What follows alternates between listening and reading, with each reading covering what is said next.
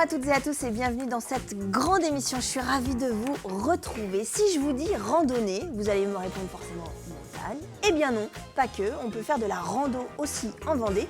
Surtout que les beaux jours arrivent. Notre département propose aux fanas de la marche, aux férus des chaussures à crampons, aux aficionados des chemins balayés, plus de 1000 km de GR et GRP. De quoi en faire des balades. Et pour coordonner tout cela et en parler, il existe une fédération dont 2 de ses représentants nous font le plaisir d'être sur le plateau de la grande émission. Mais avant de les accueillir pour parler randonnée avec eux, je salue mes petites balises à moi. Elles sont au nombre de 3.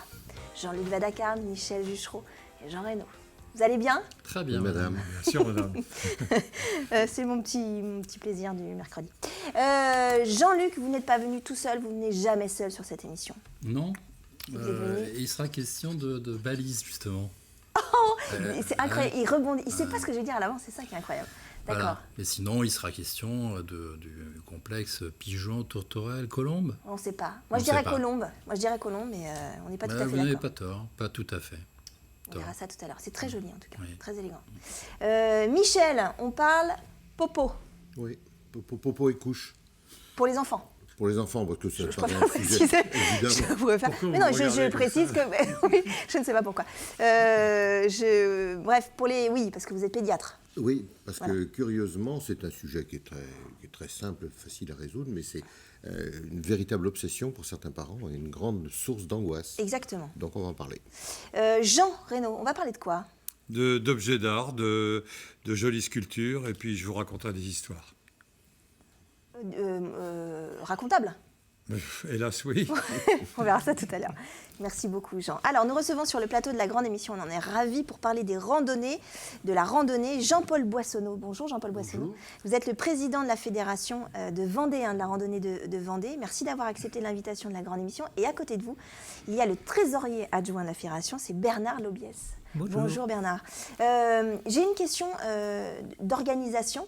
On dit fédération, comité, c'est la même chose, Jean-Paul Boissonneau? C'est la même chose, oui. Le comité départemental de randonnée PDS ou Fédération française de randonnée Vendée.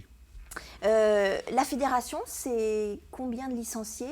Alors donc actuellement en Vendée on est donc 2352 licenciés. Oh là, c'est précis. C'est précis. Et c'est beaucoup. C'est en mémoire. Et c'est- Non, c'est précis. pas mal, je trouve, en Pour la plus. seule unique raison, c'est qu'on a eu notre assemblée générale il y a 8 jours à Chaland. Exactement, voilà.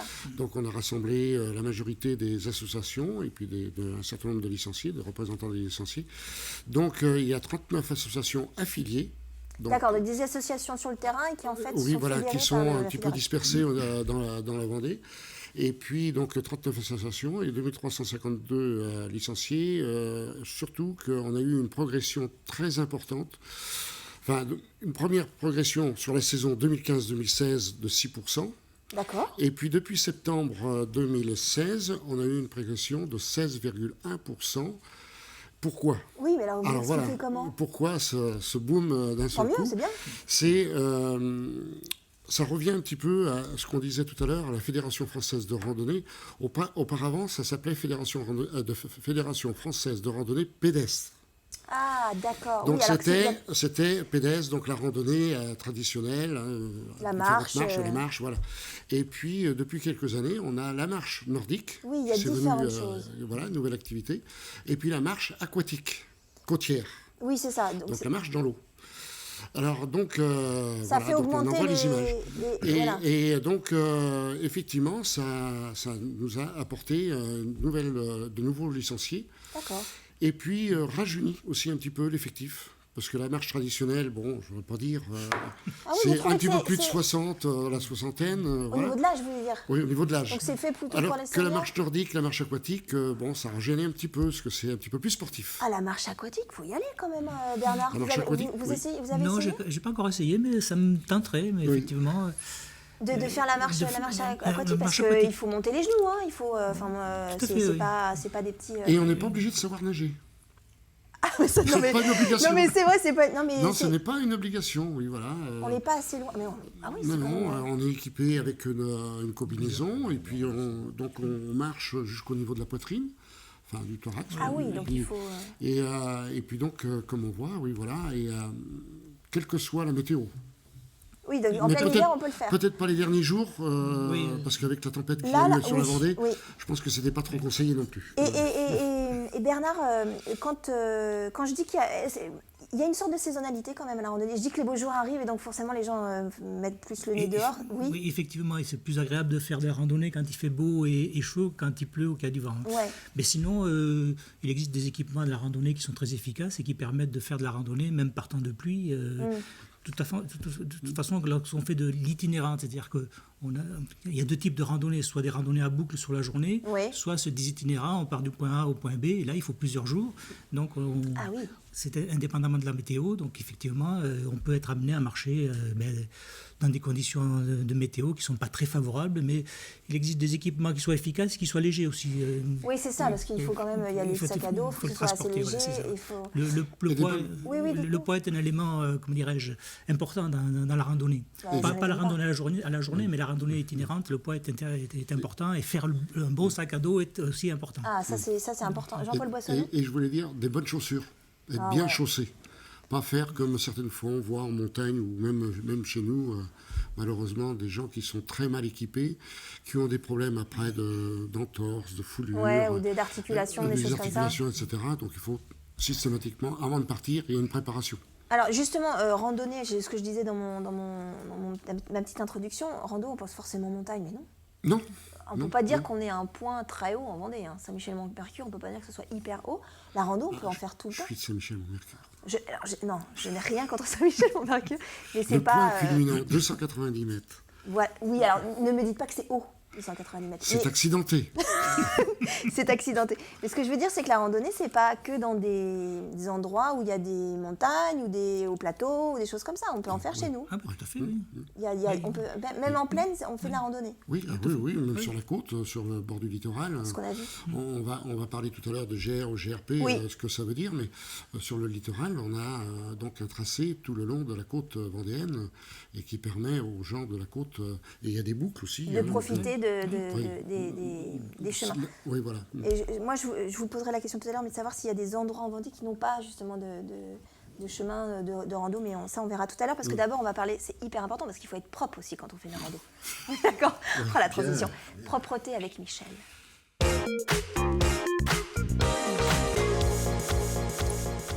Oui. Michel, on va parler popo.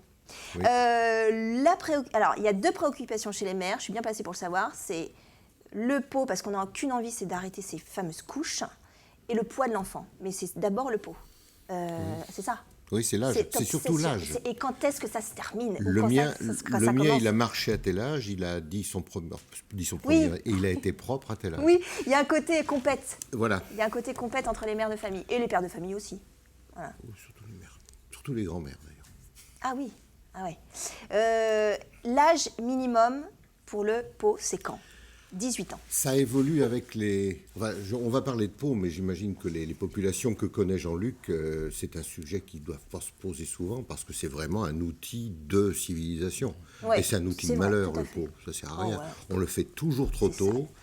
Et ça évolue avec avec les générations. Moi, quand j'ai commencé mes études, on disait qu'il faut commencer à 1 an. Oui. Hyper tôt. Et il y avait des enfants qui étaient réputés être propres avant. C'est-à-dire qu'on Avant les mettait sur le pot, on les asseyait sur le pot à 6 mois, et ils faisaient dans le pot, donc ils étaient Mais propres. il faisait une fois. Ah non. À chaque fois, il suffisait de les laisser sur le pot toute la journée, et ils faisaient dans le pot.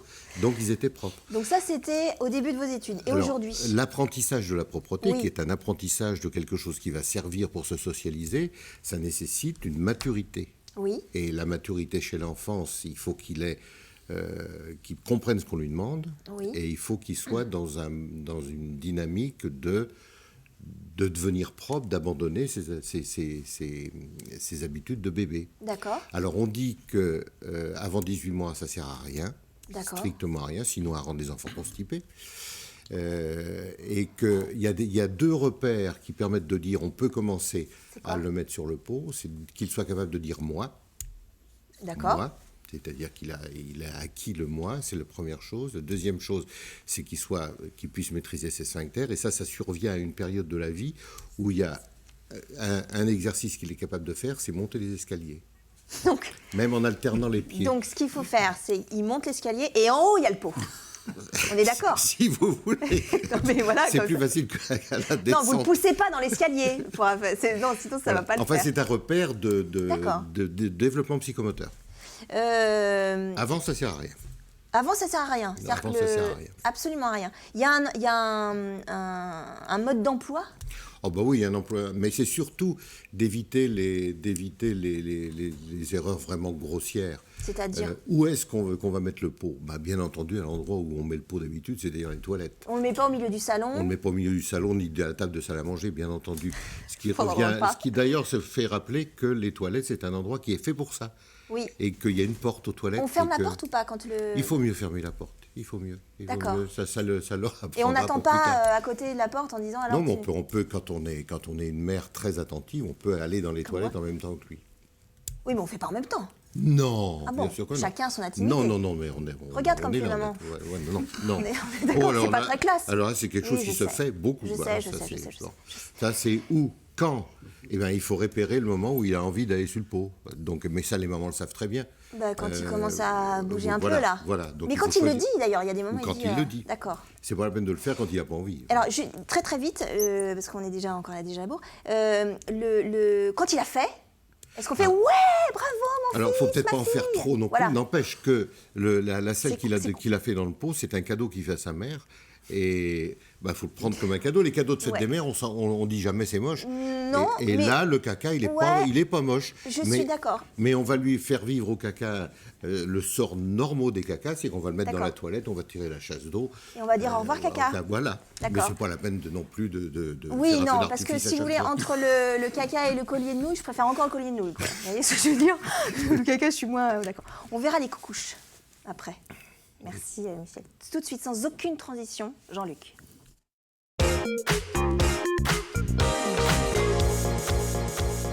Jean-Luc, c'est pas de ma faute, c'est Michel qui m'impose ces sujets. Ouais, je vois. Voilà. Alors, tourterelle, colombe ou pigeon? Pigeon, oui. Alors Moi, je dirais tourterelle, colombe. ou pigeon?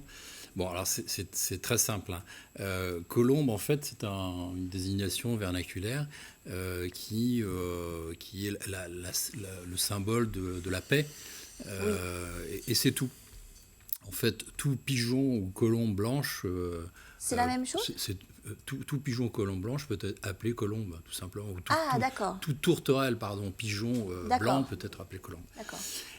Les colombes, c'est un genre qui est très représenté par les Streptopelia. Donc celle-là, c'est Streptopelia rhizoria. C'est la colombe, la tourterelle domestique, si vous voulez. On en a plein d'autres qui sont tout à fait intéressantes et qui mériteraient c'est beau, ça, dis donc. d'être dans nos volières, hein, comme celle-ci par exemple. Elle est magnifique. Streptopelia senegalensis, hein, qui est très très jolie. Là, vous avez Cuneata, qui est la colombe diamant. Oui, celle-là, elle n'est La pas colombe blanche diamant néanmoins. Oui. C'est parce qu'elle a des petits points blancs Voilà, c'est ça. sur les ailes? Et qui est très très fréquente dans les volières. C'est un oiseau qui est très calme, pacifique et qui, on va dire, il ne faut pas mélanger avec d'autres. C'est parfois un peu conflictuel, mais qui est relativement pacifique. Et puis celle-ci C'est magnifique, hyper joli, j'aime hein. beaucoup, qu'on voyait souvent avec nos élèves en Afrique, que ce soit au Sénégal ou au Bénin. C'est la tourterelle masque de fer, Oena capensis. Masque de fer? Oui. Parce qu'elle a masque de le fer, noir. ouais. Ah, c'est Ça, super c'est beau. un mâle, la femelle est un peu Hyper plus... jolie. Là, vous avez Cruziana, qui est la colombe à bec jaune. Celle-ci vient du Pérou, l'autre venait d'Afrique. Pérou, Chili, etc. Petit D'accord. gabarit, ces œufs qui font 15 cm, comme les précédents. Là, vous avez Lusonica, Gallicolomba fou. lusonica, J'ai la l'impression qu'elles sont tourterelle aux colombes, poignardée, qui est remarquable super par beau. cette, La tache cette rouge couleur qu'il y a rouge. sur son- Voilà, la femelle a une Ouais. couleur un peu plus petite. Remarquez les becs très fins. C'est extrêmement élégant. Oui, regardez, celle-ci, elle est magnifique, hein, c'est striata. On dirait du bois. Oui, c'est la zébrée. Et puis, après, on a toutes sortes de couleurs aussi. Il y a des mutations de couleurs chez les colombes et les tourterelles. Et ensuite, on a les colombes, voilà, comme ici, la colombine pure vert, hein, qui est voilà, un très joli modèle de couleur verte. Et puis après, on a le nicobar, qui est... voilà, il y a quantité aussi de mutations autour des plumes. Là, c'est pas une mutation, c'est l'oiseau au naturel. Il est comme ça. Voilà. Alors, pour tous ces oiseaux, Je vais vous donner quelques généralités. C'est des oiseaux surtout de volière, D'accord. volière extérieure, mais qui demandent à avoir un abri, parfois un abri chauffé. Ce sont des animaux qui sont assez rustiques, comme celle-ci, là, dont on a parlé tout à l'heure, la colombe diamant, qui peuvent passer l'hiver, mais encore une fois, dehors, mais encore une fois, il faut un abri. La nourriture, c'est simple, c'est des petites graines pour oiseaux exotiques, un petit peu de mélange aussi pour tourterelles, et puis de la verdure hachée. Parfois, pour certaines espèces, il faut envisager de donner des verres de farine au moment de la reproduction. Reproduction qui est limitée. Il y a 2 œufs, souvent, les parents Ah oui, c'est pas... couvent alternativement et s'occupent c'est des bien, petits ça. grâce à leur lait de jabot. Enfin, Voilà. L'histoire de Bali, ça sera après? Oui, ce sera après si vous voulez. Oui, parce Ouais. que je suis quand même. Ah, oui, très bien. Et c'est un mâle et il est amoureux. Oui, il est amoureux. D'accord. Oui. C'est pour ça qu'il roucoule. Il Oui, roucoule il et roucoule. il fristille un peu, il frissonne des ailes. Il est très beau. Hein. C'est très joli. Merci beaucoup Jean-Luc. C'est la fin de cette première partie. On se retrouve juste après une courte pause pour reparler de randonnée.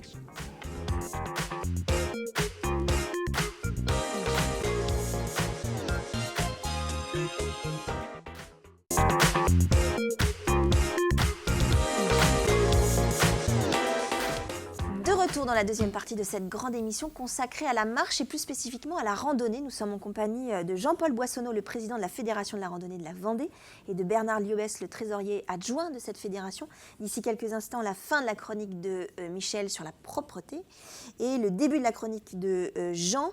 Avant de parler de GA et GRP, est-ce que vous savez ce que c'est, mais je ne suis pas sûre que tout le monde le sache. Est-ce qu'il y a des zones, des secteurs en Vendée où il y a moins de chemins? C'est un peu plus pauvre. Oui, c'est un petit peu plus pauvre dans certains secteurs comme le sud Vendée ou la plaine de Luçon. Bon, Parce que c'est la plaine? Ben oui, c'est plus monotone, l'environnement. Ouais. Bon, l'intérêt de tracer des circuits, des sentiers, c'est aussi un intérêt environnemental, Oui. où on a un plaisir. Bon, c'est vrai que dans le nord-est de Vendée, on a beaucoup de chemins creux, c'est accidenté, comme je disais tout à l'heure. Ouais. Après, dans le La secteur région de Mortagne et tout ça, là. autour de La Roche-sur-Yon, on a des magnifiques sentiers aussi, la vallée de Lyon, par Ouais, exemple. bien sûr. La vallée de Lyon, et puis après sur le littoral aussi. Hein. Donc tout ça, c'est des PR, et puis ça dépend des collectivités. Qui veulent investir ou qui veulent investir ou pas, et puis qui prêtent un intérêt à la randonnée, et puis au circuit pédestre. Malheureusement, il y en a certaines collectivités qui aussi ont des circuits, mais qui ne sont pas forcément entretenus, où il n'y a pas de suivi, parce qu'il n'y a pas d'association. Parce qu'il y a des secteurs aussi en Vendée où on appelle ça des zones blanches, qui n'a pas du tout d'association. D'accord. Bernard Liobès, c'est quoi la différence entre GA et GRP? Alors, le GR, c'est le chemin de grande randonnée. Ouais. Ce sont des grands sentiers qui parcourent la France, voire l'Europe, puisqu'il y a toujours des liaisons avec l'Europe. Donc, je dirais que ce sont des autoroutes nationales. Oui, on parle souvent de GR à la télé. Dans les, voilà, et ils sont balisés en blanc et rouge. D'accord. Et le GRP, ce sont des GR de pays, donc qui ont un intérêt plus local, un intérêt régional, ou alors qui relient deux GR. Donc, ils sont balisés en jaune et rouge. D'accord. En jaune et rouge. Donc, ils ont un intérêt plus local. D'accord. Ce sont des boucles. En Vendée, il y a quelques GRP du côté de Mervin ou dans la Sèvre nantaise. Ouais. La Sèvre nantaise, du côté de Pouzauges aussi, effectivement, qui relient. Tout l'est du département, tout l'est en fait. du département. c'est un peu Donc, ça. ce sont de grandes boucles qu'on pourrait faire sur quelques journées, mais qui restent locales. D'accord. Alors que les GR, on les assimile à des autoroutes, effectivement. Ils partent du nord vers le sud. Beaucoup arrivent jusqu'à Saint-Jacques-de-Compostelle. Alors oui, est-ce qu'on se base sur les chemins de Saint-Jacques? Est-ce que certains GR ou certains chemins, on pense toujours au chemin de Compostelle, est-ce qu'il y en a qui passent chez nous déjà? Est-ce que vous êtes basé là-dessus au fur et à mesure des années pour faire ces chemins-là? Pas forcément. Non, les sentiers de Saint-Jacques-de-Compostelle sont indépendants de... Ça n'a rien à voir. Ça n'a rien à voir D'accord. avec la Fédération française de randonnée. C'est un sentier indépendant. Et effectivement, il y a un départ à partir de la Bretagne. Mais le principal, c'est Puy-en-Velay. Oui, c'est ça. Il passe par le Puy-en-Velay. C'est le plus traditionnel, oui, ça. Voilà, oui. On a parlé de GR et GRP. Combien de kilomètres chez nous? On sait à peu près. Un petit peu plus de 1000 km dans l'ensemble GRP. Alors, donc en Vendée, on a un GR qui s'appelle le GR8, qui est le long du littoral. D'accord. Donc, qui descend du nord de la Vendée jusqu'au sud, qui relie donc le nord de la France au sud de la France, donc l'Espagne. D'accord. Et puis après, on a le GR81, 80. Donc on a 2 GR chez L'île-Dieu, Ouais. l'île-Dieu, qui fait le tour de l'île-Dieu, qui est tout à fait Ah récent, et depuis 3 ans, à la demande de la collectivité de l'île-Dieu, qui a souhaité avoir le tour de l'île-Dieu, donc en GR. Et puis après, on a le GR 364 qui traverse la Vendée, donc de Jars-sur-Mer à rejoindre Vivonne, Roche-Posay, dans la Vienne. D'accord. Jean-Luc. Est-ce qu'il y a une législation autour des GR en général? Je veux dire par là, est-ce que par exemple des cavaliers peuvent emprunter les GR ou... GR ou GRP ou PR, les sentiers, ils appartiennent pas qu'aux randonneurs, pédestres. C'est pas que pour les marcheurs. Non. Mais c'est vrai que par contre, on est assez vigilant sur les secteurs qui sont où le sol est relativement fragile, humide ou des choses comme ça, où on ne souhaite pas, où on demande aux collectivités de réglementer.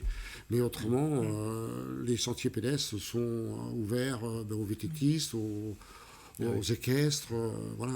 Donc, Mais pour créer un GR, il y a une commission, il y a un organisme qui... Est-ce que par exemple le GR de l'île-Dieu, je suppose qu'il ne s'est pas fait comme ça. Comment ça se passe? Là, c'était à la demande de la collectivité, c'est la collectivité qui fait la demande. l'aval est donné par la Fédération française. Qui valide, Qui valide, voilà. Qui valide la qualité du sentier. Donc il y a des critères à avoir. Il y a des critères, effectivement. Qui sont lesquels, par exemple? Le pourcentage de goudron, par exemple. Quand on trace un circuit, un sentier, on essaie d'avoir le minimum de goudron. Donc la tolérance est 30-40%.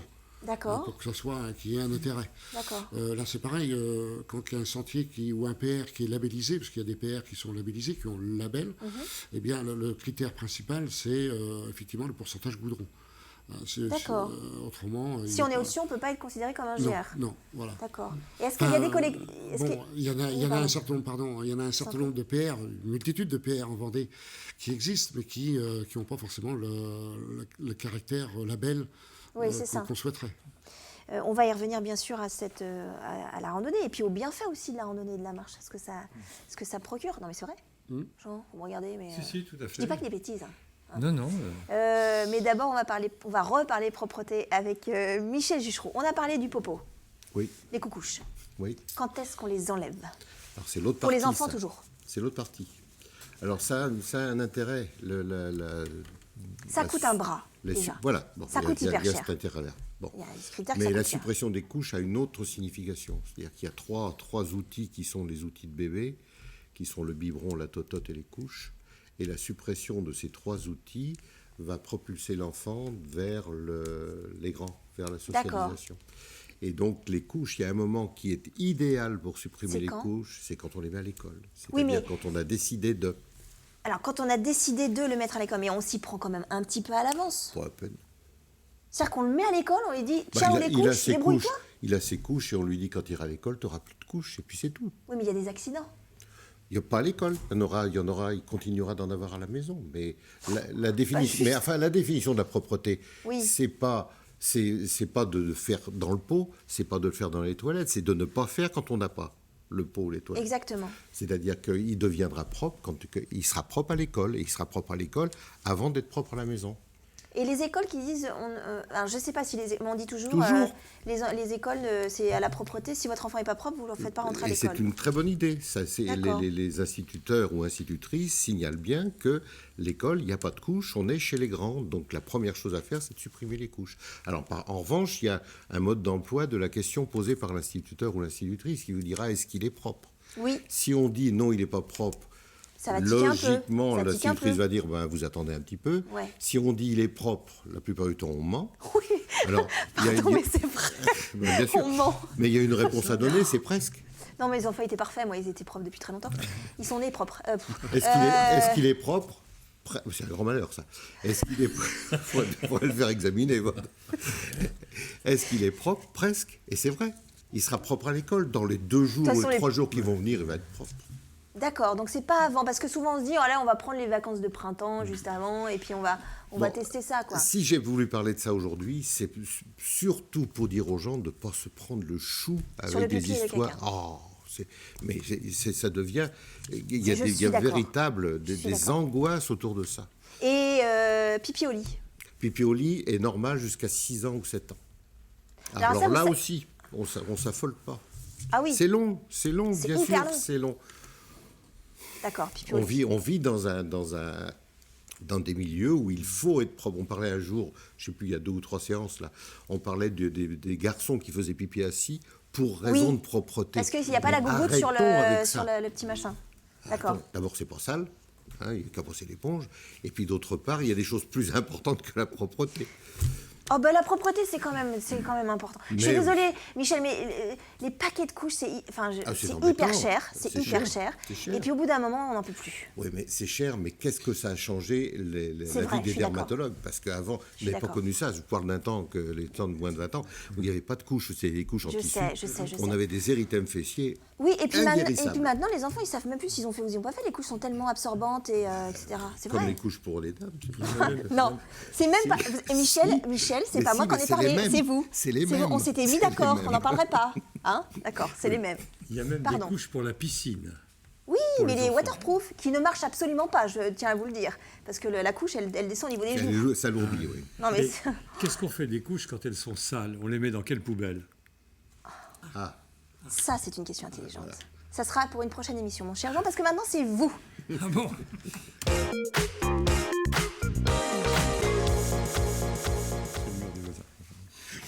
Non, on ne les jette pas par-dessus le mur du voisin. Non, Jean. Alors, allez-y.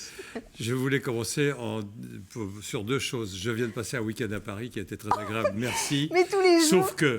Sauf que j'étais dans le métro et pour la première fois de ma vie, une dame s'est levée et m'a dit « Je vous en prie, prenez ma place exact. Je veux dire que ça te fait un sacré coup. ». Hein. C'est comme les couches, ça, ouais. Et ça m'a déplu profondément. D'abord, de quoi elle se mêle? Je dis pas « Oh, la vieille, ça se fait pas ». Bon, j'ai pas aimé. Mais vous êtes assis quand même ou vous avez dit Non, non, je lui ai dit merci. non, je garde ma place, je jetais le manche. Là, Ok. La deuxième, j'étais consolé parce que j'ai une grande fierté. Ma femme va me haïr On quand elle va l'embrasse, entendre on ça. l'embrasse. J'ai obtenu l'honorariat dans ma profession. Ah, en tant que commissaire-priseur. Voilà, C'est-à-dire que vous honoraire. êtes voilà, Donc, à vie. Voilà, à vie. Donc je garde mon titre à vie. Donc on peut dire que vous êtes commissaire-priseur à vie. Oui. D'accord. Honoraire. Honoraire, C'est d'accord. comme les vieux militaires, c'est honoraire. Sans plus, On aurait quoi dû qu'il faire, arrive. je sais pas, un truc. une Je voulais cérémonie. vous montrer, non, mais c'est une fierté mal placée. Je voulais vous montrer une photo, voilà, celle-ci. Et c'est une sculpture faite par Nicolas Pisano. Ça représente la Nativité. C'est dans la cathédrale Sainte-Marie de l'Assomption à Absolument. Sienne. C'est un marbre. Il l'a sculpté entre 1265 et 1268, 13e siècle. 3 ans. 3 ans pour sculpter. Bah oui, c'est fabuleux. Absolument magnifique. La deuxième photo que je vous propose, c'est de Ferdinando Vici, mais qui a vécu de 1875 à 1945. Oui. Et c'est une femme rêvant sur un banc. Elle est à Marbre droite. blanc et marbre de couleur. Ah, la couleur, c'est le banc, je suppose. C'est le banc. La question, Et c'est, je le- ne et sais le- pas la et le- taille. C'est-à-dire, est-ce qu'on Est-ce peut que c'est tout s'asseoir à côté petit de la dame ou est-ce que c'est un objet de cheminée? Je ne sais pas. C'est absolument prodigieux. Par contre, fait par une dame qui a un nom absolument imprononçable, Que vous allez prononcer Chodakowska, Ouais. c'est le buste de Picasso Oh, qui s'intitule Avec amour. incroyable. Ça Et doit- c'est du marbre aussi? Non, Ah bon ce sont des résines peintes, mais c'est un grand réalisme. Puis ça doit être de la pub pour les marinières. Vous avez pris pour la mais- jeune fille qui est à côté? Made in France. Ma foi. Voilà. Bon Je an, vous mal an. propose ensuite ceci. C'est Aurore. C'est signé de Camille Claudel. Ça, c'est Et absolument c'est un adorable petit buste d'une petite fille. Je crois que c'est tout petit. Oui, Ouais. il est petit, tiens, dans la main. C'est un bronze et voilà. Ce sont des bronzes et un marbre en bas à droite pour vous montrer les différentes patines qu'on peut obtenir. Et les marbres, c'est ce qu'on appelle des multiples, c'est-à-dire qu'on peut on peut les reproduire Oui. au-delà de Ce 8 que faisait exemplaires. Rodin aussi. Voilà, au-delà de 8 exemplaires, ce n'est plus Ah, d'accord. une œuvre unique. Oui. C'est un pour, multiple. pour les... Oui, Ah, c'est ce qu'on appelle c'est- le multiple. voilà. D'accord. Et donc, en marbre, et probablement pas sculpté par Camille Claudel, mais par un atelier, avec des gens qui sculptent pour vous. L'atelier Alors, de Rodin. le premier a été fait par Camille Oui, Claudel, et puis, oui. et ensuite les élèves. Oh, pas les élèves, les Non, ouvriers. les ouvriers. Ah, sculptent, oui. bien sûr. Ah, Et d'accord. d'où l'expression de la mise au point. Vous croyez qu'on met un moteur au point? Pas du tout. C'est une sculpture. On la reproduit avec un appareil qui a des points qui viennent au contact. Ah, d'accord. Et après, vous reproduisez et vous mettez au point. Et la motion capture, on n'a rien inventé dans les films, Voilà. etc. Mais c'est pour ça la mise c'est au pas point. un problème de mise au point de moteur. Au départ, c'est ouais, pas ça du d'accord. tout. Ou C'est un appareil, il y a D'accord. plein de petits bâtons, et comme ça, vous réglez, et quand vous êtes parfaitement au point, la Très bien. sculpture, voilà. Très bien. C'est terminé pour cette première partie. J'aurais Jean. été bien plus loin, mais vous m'en privez. Non. Bah ouais, je vous empêche. Je suis Frustration. frustration. Égale Oui, mais frustration. vous avez une deuxième partie, vous savez. Ah bon. Et puis on va parler randonnée, Jean. Merci beaucoup, Jean. Jean-Paul Boissonneau et Bernard Lobiès, j'ai une question très personnelle. Pourquoi vous marchez? Jean-Paul. C'est un plaisir, c'est un besoin. On sait que maintenant, le milieu médical conseille Oui. la randonnée, la Ouais. marche. Après, il y a différentes marches. Moi, personnellement, c'est de la marche traditionnelle, 4-5 km/h. Donc voilà, c'est déjà pas trop mal. Il y a la rando douce, et après, il y a la marche nordique, comme on a dit, la marche au Dax. Ouais. Mais c'est un besoin, c'est convivial. Ça permet de rencontrer les gens, de discuter, de découvrir la nature. Et puis, peut-être aussi un sens de la protection de la nature. Oui, on va en reparler de ce. Parce que, On n'a pas parlé des baliseurs, de l'entretien des sentiers. des sentiers, puis des fiches C'est- numériques que vous avez mis en place. Parce qu'un sentier, pour l'utiliser, il faut qu'il soit agréable, propre. Oui, parce qu'on un s'en rend pla- pas compte. Un Nous, plaisir Ouais. aussi pour le randonneur de découvrir la nature. Oui, parce que nous, on marche, mais on ne se rend Pas pas compte que c'est faufiler, nettoyé. Pas se faufiler à travers les Je épines. me creux et les épines. Bernard, pourquoi vous marchez? Je pense que d'abord c'est un plaisir et puis après un besoin. Alors c'est vrai que je suis en retraite. Effectivement, il fallait que je me trouve une activité. J'ai repris la marche que j'avais déjà faite déjà. Alors effectivement, à mon âge, j'allais pas me lancer dans le saut à la perche. Vous auriez pu. J'aurais pu, mais enfin, je pense qu'il aurait fallu des perches solides. Ouais. Puis la marche, effectivement, c'est un sport. C'est un sport. C'est considéré comme un sport. Oui. Ouais, c'est considéré comme un Alors c'est vrai, ça dépend de l'allure à laquelle on le fait. Effectivement, la marche au Dax ou la marche nordique est plus physique que la marche normale, mais même la marche normale, avec la durée, ça devient un sport. Et c'est un sport assez doux, c'est-à-dire qui... Oui, c'est endurant, doux. Voilà. On pourrait presque faire le comparatif avec le golf. On dit que le golf, c'est un sport, mais c'est vrai qu'on marche, on tape dans une balle, mais on marche aussi. L'activité principale, c'est de marcher. Mais dans les derniers sondages qui ont été annoncés dernièrement, ils confirment que la randonnée pédestre, la marche, c'est le sport le plus pratiqué en France actuellement. Ah oui. Oui, c'est le premier sport. Oui. C'est pas le foot. Non. C'est la marche. loin s'en C'est la faut. marche, oui. C'est la marche, oui, de loin, oui. On va en reparler, puis on va parler évidemment d'environnement et puis surtout de la numérisation des fiches rando. On va en parler, mais ça sera dans la troisième partie de cette émission. On se retrouve juste après une courte pause pour reparler randonnée.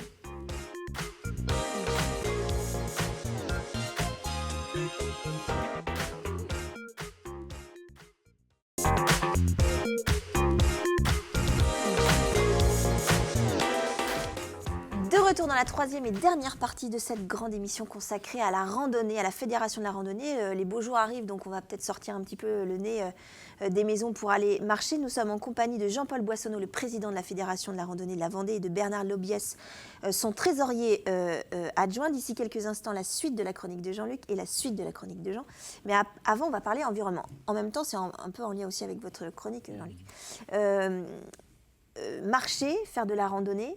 On a parlé de l'entretien des chemins. Je pense qu'on ne se rend pas compte de ce que ça demande. Oui, parce qu'en fait, vous ne faites pas que marcher, vous entretenez les chemins, c'est ça? Disons, ça dépend des collectivités, mais il y a beaucoup de communes que c'est des associations, des bénévoles. La majorité du temps, c'est des bénévoles qui passent dans les chemins pour l'entretien. Et puis pour le balisage aussi, on a un certain nombre de baliseurs que l'on forme, nous, déjà, au niveau de la fédération. Et ça fait quoi un baliseur? Je veux dire, les balises, ça... Oui, des balises, j'en remercie. Je veux dire, ça... Pardon. Mais pourquoi baliser un chemin? Mais pour que le C'est bête comme question, randonneur mais, ne s'égare pas. Ouais, c'est Alors ça. là, c'est pareil. Maintenant, avec les GPS, le point le plus important, c'est effectivement un chemin bien balisé. Le randonneur prend le temps de découvrir, prend le temps de se promener, de découvrir la nature, et puis a envie de revenir.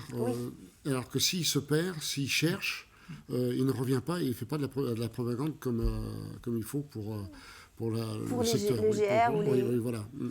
La notion environnementale, elle est très présente quand on est marcheur. C'est une notion très importante à la fédération que vous prenez vraiment en compte, Bernard? Ah oui, tout à fait, oui. Bon, La marche, c'est un sport de nature, donc Oui. la nature et l'environnement. Et effectivement, les marcheurs sont assez attentifs à tout ce qui peut dégrader le paysage, des détritus, Les sacs plastiques. des sacs plastiques, ou un problème de balisage, parce que ça fait aussi partie de l'environnement. Oui.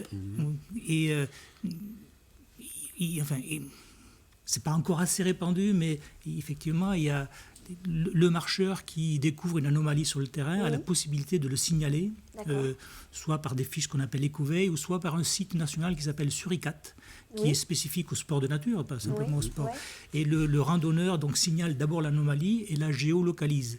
Et lorsqu'elle est géolocalisée, l'organisme qui gère Suricat en informe le comité départemental qui a des personnes, donc moi j'en fais partie, qui sont amenées à gérer ces anomalies. Qui vont voir. Qui vont voir d'abord les analyser, qui vont voir quel est le gestionnaire de l'anomalie et comment dirais-je, informer le gestionnaire de cette anomalie pour qu'il puisse la régler, quoi. Donc, Oui, je vous en prie, vous n'aviez pas fini. Si. si, Et est-ce que le randonneur est entre guillemets formé à l'environnement, par exemple, de ne pas manger n'importe où, de ne pas laisser ses détritus, de respecter certaines... oui, il y a une sorte de charte et de, tout à fait, de formation. Oui, il y a une charte du randonneur. Il y a une charte du Une charte de randonneur qui existe, donc qui concerne pour l'équipement, qui concerne pour le comportement, d'une part sur les routes ou dans les sentiers, Ouais. le comportement aussi par rapport à l'environnement, c'est de ne pas jeter des détritus. Si il y a quelque chose qui tombe, de le ramasser, même si on trouve à la limite quelque chose, de le ramasser, pas attendre que de le laisser sur Et le terrain. d'appeler, on peut tout de suite le ramasser. et, voilà. Donc il y a vraiment une éducation Tout à fait. à faire. Il existe au CDRP de labellisation, label qualité nature. Ah oui. C'est-à-dire qu'une association qui veut faire un circuit et le rendre public, elle peut le faire labelliser.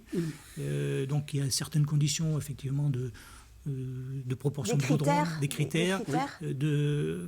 d'enlever le balisage, parce que souvent il y a des balisages spécifiques, d'enlever le balisage, d'utiliser surtout des gobelets non jetables, Ouais, d'accord. de relever tous les détritus. Donc, Ah oui, donc c'est assez précis quand même. tout à fait. Et pour les randonnées qui sont organisées, ça entre autres. Oui. Ah oui. Jean-Luc, vous êtes un marcheur? Vous faites un Oui, alors moi je marche, parce que tout à l'heure vous avez dit à 4 km/h, c'est ça? Moi je marche à 0,1 km/h. Parce qu'en fait, Il rampe. la marche n'est qu'un outil pour moi, pour voir Bah oui, des en tant que animaux. formateur Voilà. et la faune et la flore. Voilà, c'est ça. Mais je pense qu'effectivement c'est un Donc outil c'est aussi vraiment de... la rando douce, rando santé. Oui, là. oui. Parce que Et ça existe aussi. C'est certainement un outil aussi d'éducation civique, la randonnée. Et j'ai une question là. Je peux Oui, bien sûr. La Vendée est riche ou était riche en chemins creux, toutes sortes de chemins Il y en a qui moins, reliaient maintenant. les fermes. Et est-ce que la fédération a des projets comme ça de retrouver les vieux chemins cadastrés retrouver, de créer, c'est de difficile de de recréer créer des à chemins partir creux. des anciens? Non, mais de les recréer à partir Oui, des non, mais anciens. de les rénover, puis de les faire ressortir, les mettre en valeur, oui. Ouais. Il en existe encore un Très certain peu, nombre, hein. mais très peu quand même. Plus vrais dans le chemins bocage, creux. le bocage, Bocage, vers le les herbiers, là. Mais bon, une des difficultés qui peut exister, c'est qu'il y a des chemins creux qui existent, mais qui sont fermés à chaque extrémité Oui. par des exploitations. Ouais. Et puis après, donc là, il faut des conventions, il faut Parce que les chemins négocier, creux il faut discuter. appartiennent aux... Voilà, pour qu'on puisse rouvrir ce chemin. Donc, c'est pas toujours facile, mais bon. Parce qu'un vrai chemin creux, Ouais, un vrai c'est tellement chemin. beau. très très beau. Ouais. C'est magnifique. Hein. Moi, j'ai eu l'occasion d'en voir un. Et c'est très très beau. Jean-Luc, vous allez garder la main. Parce que c'est Je pas garde vous. la main, très Ouais. bien. Je garde la main. Alors, je vais évoquer un sujet qui est un sujet d'actualité, à la fois parce que grippe aviaire, Oui, et bien puis à la sûr. fois parce que ça va être, c'est la période déjà presque, je voulais parler de migration. Et donc dans les chemins, creux ou pas, au printemps, vous allez avoir la chance, le plaisir d'observer des petits colombidés de ce type-là, comme la domestique.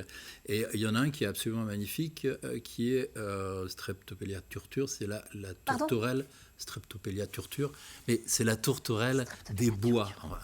La tourterelle des bois qui a ce gabarit-là, mais qui est, vous savez, marron avec des petites stries cuivre.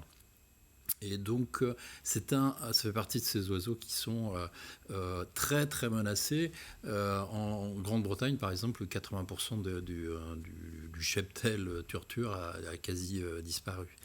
Et en 2014, on a équipé une de ces tourterelles, un mâle a priori, puisqu'il a été baptisé Titan, avec une balise Argos satellite solaire.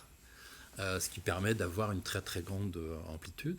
Et cet oiseau a été balisé dans le Suffolk. Donc vous voyez, c'est la partie nord de la Grande-Bretagne.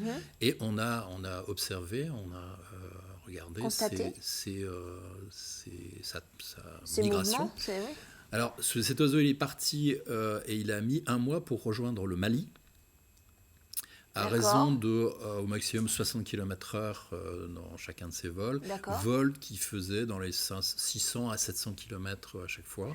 Et il a affronté des choses extraordinaires. D'abord, il a traversé la Manche. Ensuite, il a traversé le golfe de Gascogne. Puis, il est passé au-dessus de l'Atlas. Ouais. Il a longé les côtes de Mauritanie. Il est arrivé au Sénégal et là, il a trouvé la vie belle. Donc, il est rentré à l'intérieur des terres et il s'est arrêté au Mali. D'accord. Voilà, il a fait sa vie au Mali et il est reparti ensuite dans l'autre sens. Pour rejoindre le Suffolk. Voilà, et cette fois-ci, il a mis 15 jours. Alors, cette fois-ci, il a pris des risques incroyables parce qu'on voit bien sur la carte qu'il est passé au-dessus du Hogar. Donc vraiment en plein désert saharien, il a croisé toute l'Algérie et il est allé droit à Gibraltar. Ouais. Là, il a fait au plus court. Gibraltar puis toute l'Espagne par son milieu. Oui, il a longé les Landes, il est passé à Bordeaux, il est passé au-dessus de nos têtes en Vendée, puis Nantes et ensuite il a rejoint le Suffolk. C'est lié au vent ? 1 mois à l'aller, 15 jours au retour, on se dit c'est sans doute lié à ça, parce que c'est un des problèmes des migrations, les vents, les tempêtes qui causent... sur certaines espèces, on estime que 85% de la mortalité est le fait des migrations elles-mêmes. Donc il y a plein d'obstacles. Vous savez, il y a aussi l'éclairage des villes qui les désoriente. Il y a la rencontre avec certains champs d'éoliennes. Il y a la chasse aussi. Donc il y a la migration fait payer un lourd tribut. Jusqu'à quand ? Puisqu'en fait, certaines espèces, on l'a constaté, du fait du réchauffement climatique, se sédentarise. Oui, tu me fais peur, toi. Se sédentarise de plus en plus. Voilà. D'accord. 1 mois, 15 jours. 1 mois, 15 jours. J'aimerais bien qu'il chante jusqu'à la fin qu'il recoule jusqu'à la fin de l'émission. Merci beaucoup, Jean-Luc. Jean, votre histoire. Voilà. Alors, j'ai intitulé ça en copie d'un bouquin qui a eu du succès il y a quelque temps, Ce qu'un héritier ne devrait pas faire. Oui. Ce qu'un président ne devrait pas dire. Ah oui, pardon. Voilà. De M. Lomé et Davier. Il nous est arrivé, à mes confrères, à moi-même, en compagnie de notaires, nous étions conviés à faire des inventaires et nous avons rencontré des choses assez curieuses. Par exemple, dans une famille, il y avait 2 sœurs. Ces 2 sœurs s'aimaient beaucoup, bien sûr, mais elles étaient d'accord pour que tout soit bien partagé de façon juste. Donc, tous les draps ont été coupés dans le sens de la longueur. Moitié. Comme ça, il n'y a pas de problème. Autrefois, ils étaient cousus, c'était 2 laits qui étaient cousus par le milieu. Ouais. Et d'ailleurs, nos arrière-grand-mères les décousaient quand ils étaient usés pour les recoudre dans le sens. Oui, le bord. Oui, bien sûr. Ainsi, voilà. J'ai vu ou j'ai entendu dire 2 frères. Il y avait une brouette. Il y en a un qui a pris le corps de la brouette et l'autre a pris la roue. Incroyable. Ah oui. Mais ça sert à quoi ? Dans une maison où il y avait une cuisinière à charbon, bien sûr, l'un a pris la cuisinière et l'autre a pris le charbon. C'était très juste comme ça. Génial. Alors, le pire, évidemment, et ça je l'ai vu, c'était dans une bibliothèque, il y avait l'encyclopédie de Diderot, bien complète, sur 4 étagères, et il y avait 4 héritiers. Oh, ils se sont séparés. C'était réglé. Ils ont pris chacun 2 bouquins. Oui, mais alors, on est d'accord que Jean, si l'œuvre entière de Diderot a de la valeur, oui, enfin, si elle est désossée, elle n'a plus de valeur. Ça vous plaît. Et alors, dans les années 50, combien de fois l'argenterie a été partagée comme les ça, cuillères, en les 3 ou 4, fourchettes. et vous vous retrouviez c'est fou, avec ouais. 2, 3 petites cuillères. La fille méritante, quand même, avait l'écrin en plus. Qu'est-ce que vous appelez la fille méritante? Ben, la fille, quand il y avait 3 garçons et une fille, par exemple, Ah oui, d'accord. on disait qu'elle avait bien droit à l'écrin. Donc on lui donnait quand même. 3 petites cuillères et un écrin. D'accord. J'étais pas là ce jour-là, mais j'en ai entendu parler. Une belle-mère et son gendre étaient chez le notaire. Et l'ambiance était assez moyenne. C'est ce qu'on puisse dire. Et à un moment, le notaire s'est levé pour aller faire une photocopie. Et il a entendu derrière lui un choc sourd. Un paf, comme ça, suivi d'une chute. Il est revenu, belle maman était au sol, en train de chercher ses lunettes, comme ça. Son gendre avait voulu régler le problème un peu rapidement. Quand on lui a demandé si tout allait bien, elle a dit il devait manquer une dent ou deux. Il lui avait collé son poing en pleine figure. Ça arrive, hein, ça arrive. C'est vrai? Dieu merci. Oui. Voilà. D'accord. Problème d'héritage, le mieux, c'est de prévoir le truc un peu à l'avance. Prenez vos C'est ça. précautions à C'est ça. l'avant, allez voir un notaire, ce sont des gens de bons conseils, ils vous aideront. Surtout qu'autrefois, lorsque le code Napoléon est sorti, on mourait à 40 ans, on Ouais. héritait à 20 Ouais. ans, donc on prenait la suite et ça allait bien comme ça. Maintenant, l'âge, je ne sais plus quel âge, on meurt à 60... 80 plus quelques que années, ça. un truc Oui, comme ça. oui, oui, oui. Donc Les femmes plus tard, on hein. hérite à 55, 56 ans actuellement. Donc normalement, Ah oui. on a fait sa vie. Mais on va hériter de plus en plus tôt.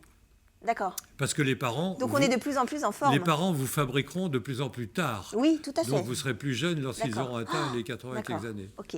Merci beaucoup, Jean. Je vous en prie. J'aime beaucoup la dernière histoire. Ah Ça oui, me- mamie, enfin, elle allait bien. Ouais, super mamie.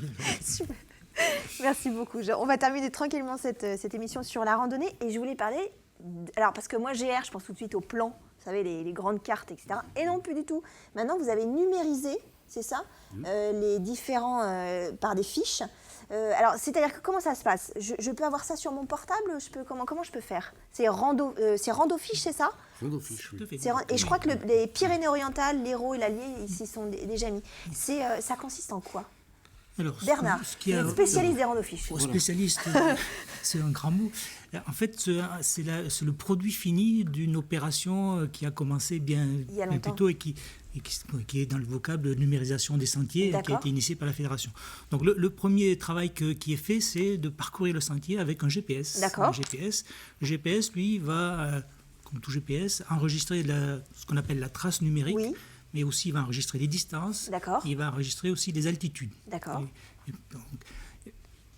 Mais l'enregistrement ne suffit pas. Avec ce GPS-là, on en associe des données que l'on collecte, ce qu'on appelle des données associées, qui soient des données techniques sur le sentier, la D'accord. largeur du sentier, le type de revêtement, des données sur les ouvrages, est-ce qu'il y a des passerelles, pas des passerelles, ces passerelles, comment elles sont faites, des données sur le balisage aussi, est-ce qu'il y a Ouais. du balisage, ensuite aussi il y a des données de gestion. Est-ce que le sentier est entretenu, est-ce qu'il est dangereux, est-ce que le balisage est entretenu, est-ce qu'il est dangereux, et enfin, je résume un petit peu, mais Oui, bien sûr.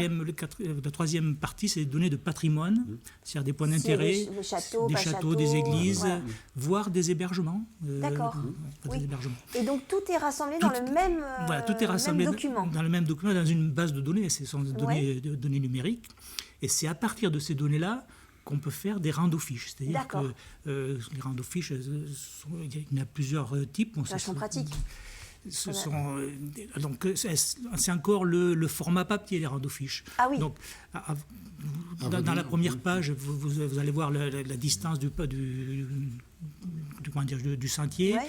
La dénivelé cumulé, parce que le cumul de dénivelé est une donnée pour voir si le sentier est difficile ou pas. Et petit à petit, je suppose que ça va se numériser tout ça. Voilà. Voilà.